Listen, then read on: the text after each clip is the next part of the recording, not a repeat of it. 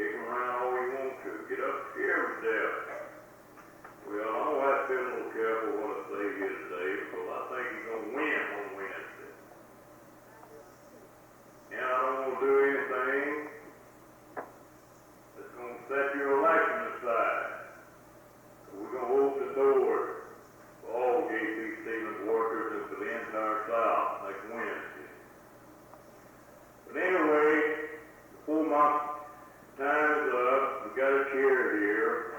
Any company official, any apple polishers, you know, some of these fellows been running around here saying they're going to close the plant down. Not bosses, but people want to be bosses. The boss ain't said that.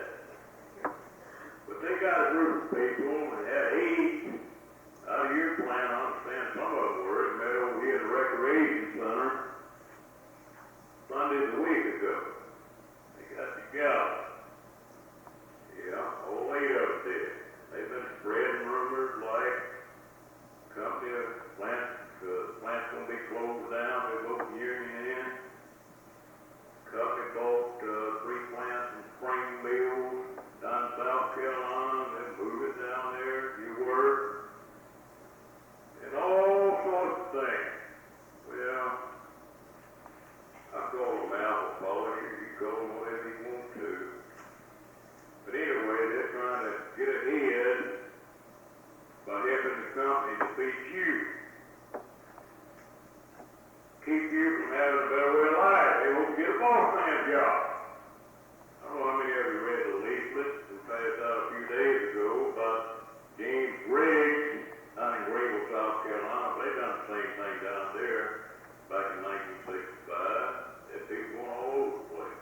But you see, brothers and sisters, the reason they're doing that, you saw the boss man run out of here right quick a while ago. I guess he's a boss man. He works out in personnel department or something.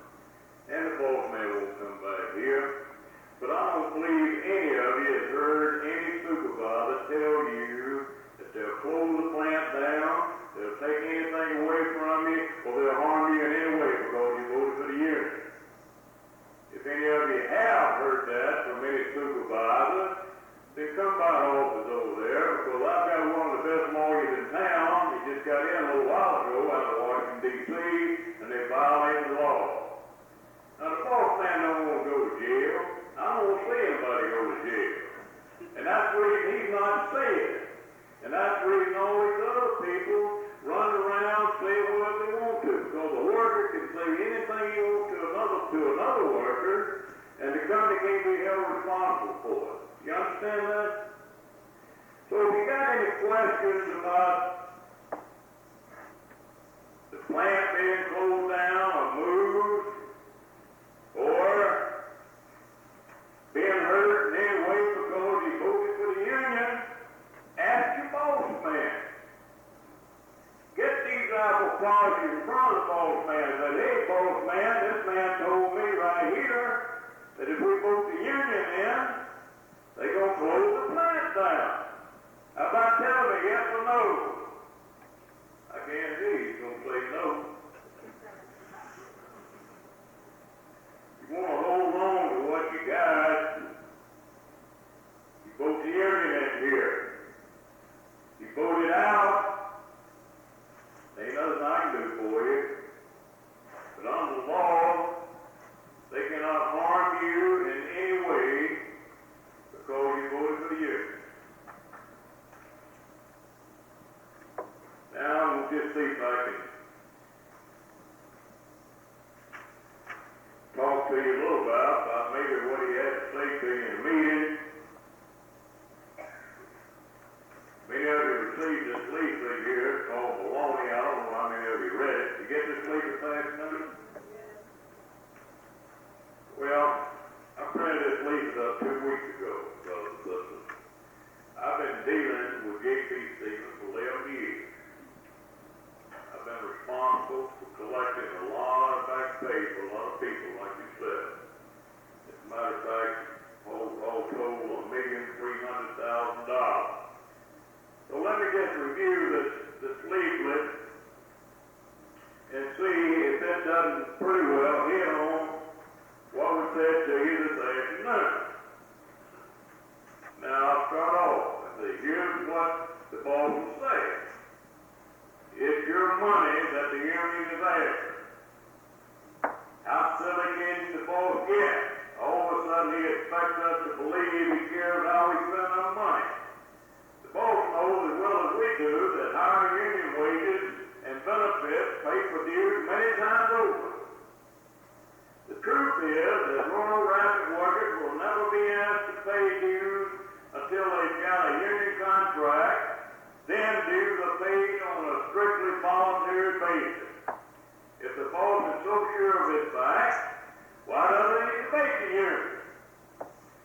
just say here, again, you're not going to pay that $1.75 a week unless your wages, your conditions are better.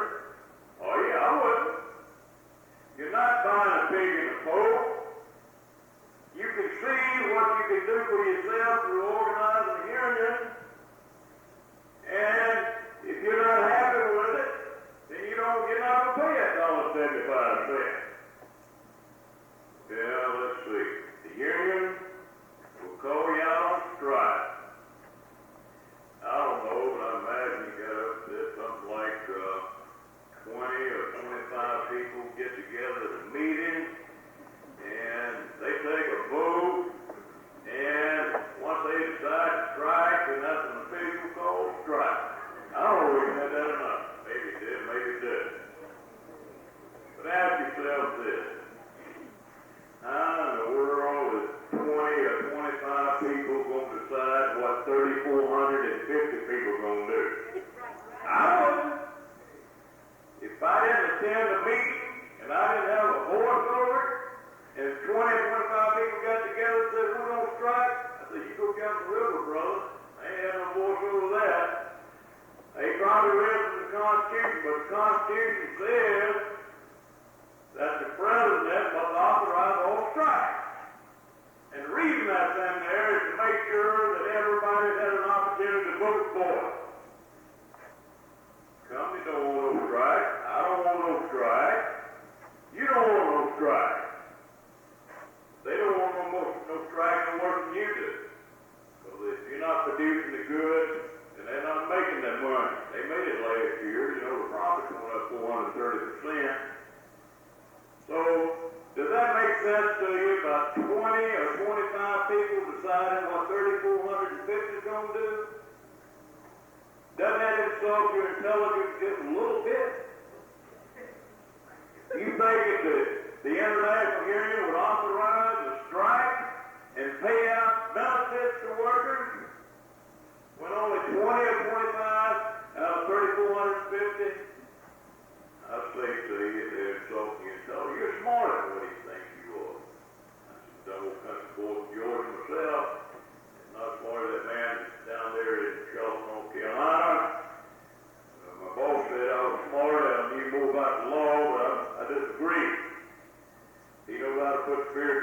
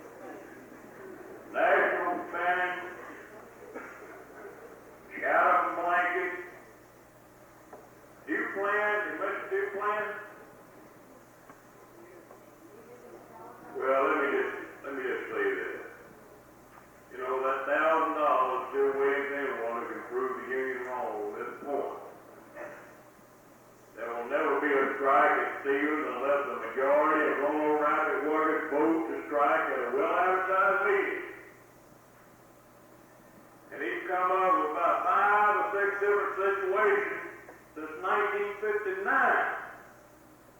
And I say to you, if that's all the dirt that they can find and all the bad things that they can find, since 1959 is not too bad.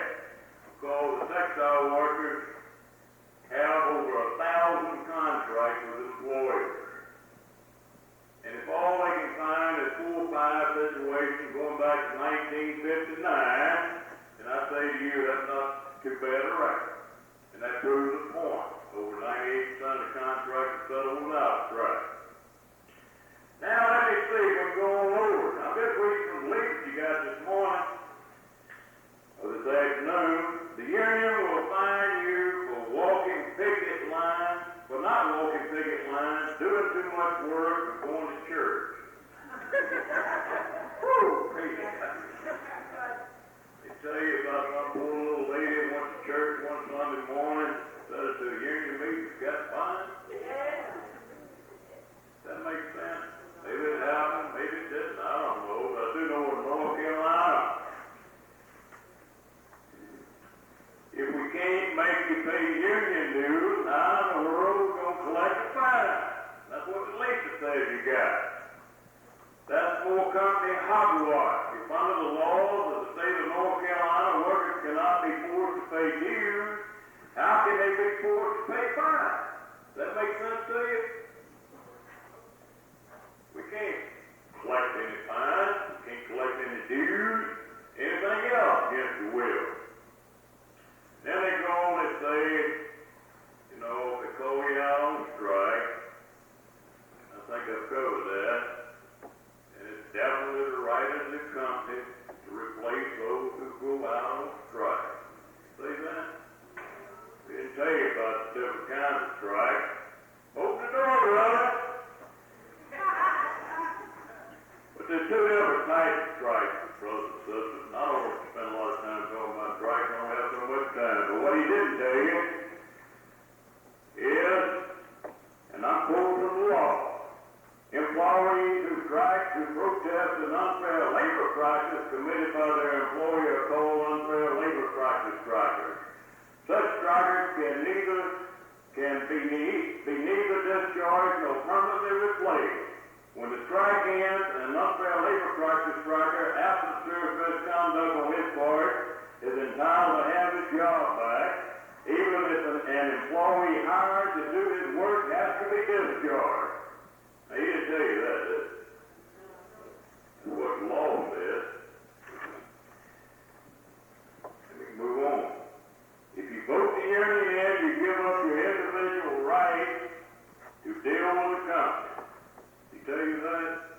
Turn over your right, somebody else speak for you? Didn't tell you that. Give up your right to speak for yourself? Didn't say that?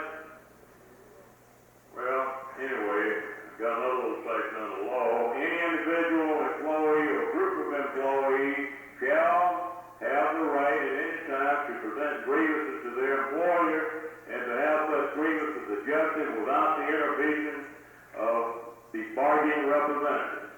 That simply means, the illustration, if you was out sick and the boss said you was drunk or something else, and you say, no, I know it, I was out sick, and you can't resolve it with him, then you would go to the union representative that you elected inside your plant and tell him, look, the man says that I was drunk, I know I was sick. Then you would ask for help from your union representative, and only then. Or when they start adding more work to you, you know, they start putting more work on you, and I'm sure it's not happy right now. Everything's lovely right now. It's going to be a new day, just like it was back in 1965, 1959. You loved everybody at that time until the election was over with. But anyway, that's the way it works, brothers and sisters. Let me move on. This very union that is asking for you both has been found guilty of violence. Mention Kyle Road in Dayton, Tennessee. Say somebody stripped somebody's clothes off over there or something. Well, this organization stands ready to match its record as a law-abiding organization against G.P. Stevens' record anytime. Remember, you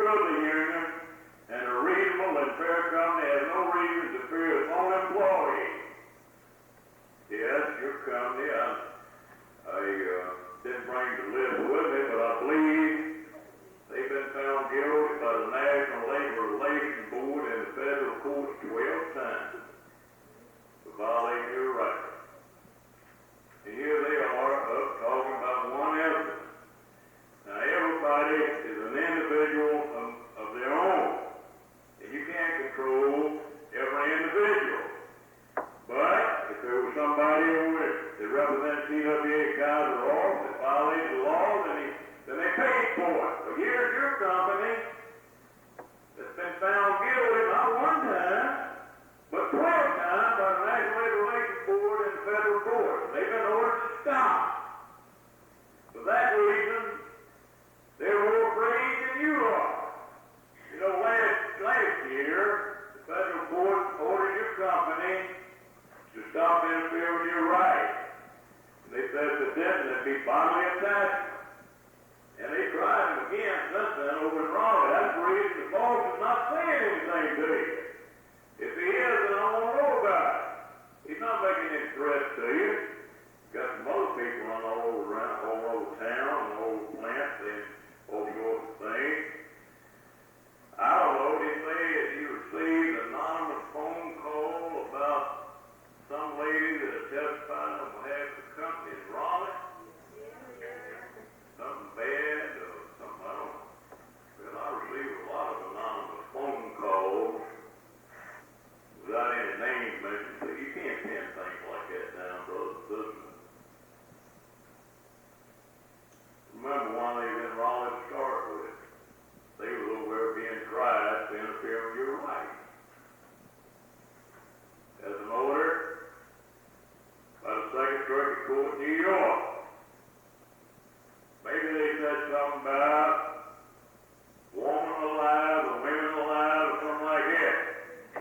Did it? Well, let me tell you this. The union did not have one thing to do with that film, Woman Alive. There's some women's live outfit out of New York came down here and made that film. I didn't have anything to do with it. I don't believe they said that I did. But I can't control the women's live outfit. I'm here to represent labor unions. And I represent over approximately 60 different international unions. There's more than just the TWA involved here. You've got practically the entire labor movement behind you. And we're going to stick behind you. But let me get on. The time runs fast. Union called plants to close down. He didn't say that, but, you know, he used to have a union up yonder, and now it's closed down and stuff like that. But anyway, that's supposed to be the real blockbuster. Statistics show that more non-union plants close than union plants. It's against the law for the boss to even threaten to close down these plants if you vote for the union. Threatening to close down the plant if a union can be organized in it. You got that leaflet. No one does read from it. The company would not agree to a contract proposal made by the union. Neither J.P. Stevens nor the high-priced attorney is bigger than the federal government. The law says we got to bargain in good faith. And I'm going to read it to you. Collective bargaining is defined in Section 8D. Requires an employer and the representative of his employee to meet at reasonable time to confer in good faith about certain matters, and to put into writing any agreement reached if requested by either party.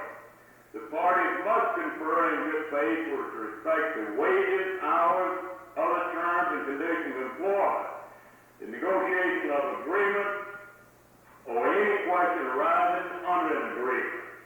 Come out of Labor Guide, that's Labor Relations Act.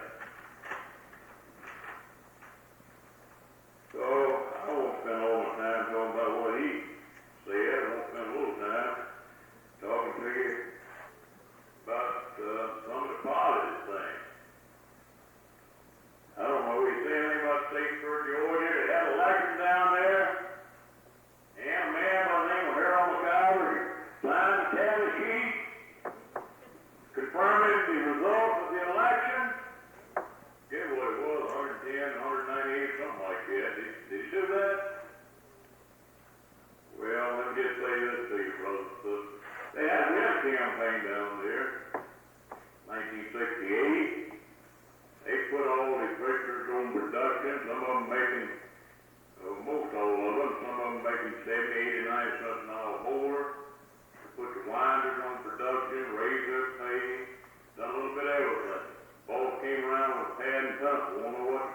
where some of the women said they like to have some windows, not windows, but mirrors in the restroom.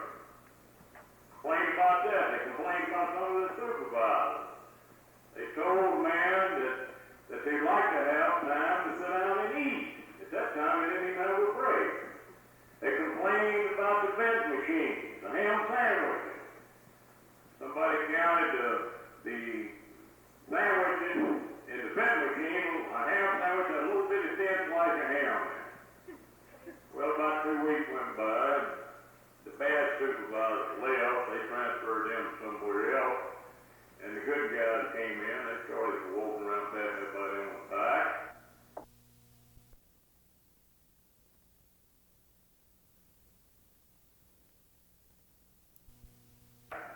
They put the mirrors in the ladies' restroom. And somebody came up to me and told me, says, Harold, that I counted the ham sandwiches, the slices of ham, they went from one little slice to 8 slices of ham. They were kings and queens too. But anyway, this went on until the election. The company threatened to close down the plant. They fired some people. They had people going all over town voting against the union. They violated the law. But after it's all over with, they started taking it away from them. You know, the ham sandwiches went back to the one slice, I understand. And they also started taking away some of this paper that they give us. But rather than me going into a lot of detail, I want to read some statements from it from some of the workers from Statesboro, Georgia. You know, I lived in Atlanta at that time.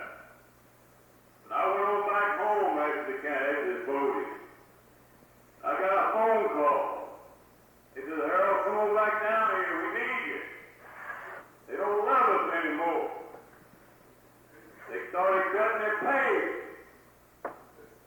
And I took the proper legal steps to do what was necessary. But first of all, I had 2 meetings with those workers. And I always believe in doing things in a democratic fashion. And I asked them. They asked me, says, Harold, if there's any way legally possible we can get this union in here, let's do it. We made a mistake. And we had a yay and a nay vote. I had 2 meetings, and everybody attended those meetings, voted in favor of getting the union in there. And I filed the necessary charges with the National Labor Relations Board. They went all the way to the Supreme Court. Fifth Circuit Court in New Orleans said the company should be made to bargain with the union even if the first card hadn't been signed. Well, they're proud of it down there because, you know, when they cut their pay back, they stretch them out. You know how they do it the Stevens way. They give you a raise, and then they come around and start refiguring your production, and some people wind up with less money after they get the raise than they did before they got the raise. That happened in Statesboro, and as a result, they collected approximately $70,000 to 140 some odd people. Well, let me just read. You know, we had the committee from Statesboro. They came all the way from Statesboro, Georgia, and sent it right over here to high school Sunday. We had a spokesman there, Bill Ingram. I'm going to read to you what he said to say at that meeting. We have J.P. Stevens on the hook in Statesboro. We are negotiating. When we call a meeting, the company comes. The federal courts are watching the company closely. In 1970, J.P. Stevens had to pay us approximately $70,000 in back pay because of the law. I personally got $1,100. In 1970, I appeared in court to testify against J.P. Stevens. When I returned to work, I learned that my foreman was saying there would be no more overtime for William England. I called Harold McIver. The union filed charges, and I drew my back overtime pay. After that, the foreman stopped discriminating against me and all the other union members. That comes from Statesboro, Georgia. Those of you at the meeting yesterday heard him say it. We also had some other people up here from Aberdeen, North Carolina. I assume they got all the bugs in this thing checked out. You know, they got called bugging the telephone down in Wallace, South Carolina. I hope they got the bugs all straightened out. I don't have anything to hide.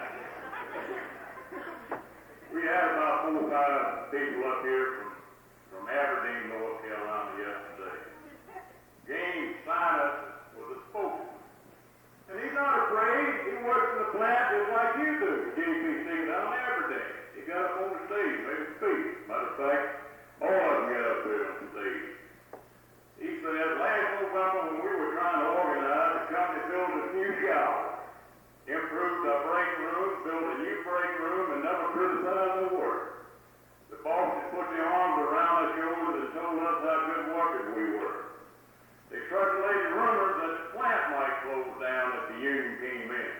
They said we would have to pay union dues. They said there would be violence. We went through the whole thing you're going through. They even promised us a great increase in the profit share. They said before the election that we would be taken care of in the old age. After the election, when we had lost, they gave us free soft drinks. I refused the insult. I lost $300 for the year in the profit share. Some of the employees lost as much as $400. The youth showers are not in use now. The company cut them off. Food and refreshments in the break rooms have gone up. Before the election, the boss was a good show. But now he comes around very seldom and he never speaks kindly. He tells us nothing is right and that our work is bad. He's on us all the time. I hope you don't make the same kind of mistake we made at Aberdeen. Too many good men and women believe all the promises and they voted against themselves. We're waiting for another chance and we're praying for your victory. Those are J.B. Stevens workers down in Aberdeen. Let me move on. You know, we had the Congress of the United States there. With Andrew Young of Atlanta, Congress of the United States. Let me just read a few of his comments. Incidentally, I happen to be a minister. The Constitution of the United States guarantees us the right to life, liberty, and the pursuit of happiness. Now, if you are ever going to be happy, you are going to have to get together and get organized. You have never seen working people happy unless they were organized. Democracy works for management. J.B. Stevens is organized. It's the only way management could run the mill. But they don't want you to be organized. Because the company knows that if you were organized, you would be able to do something for yourself and your family.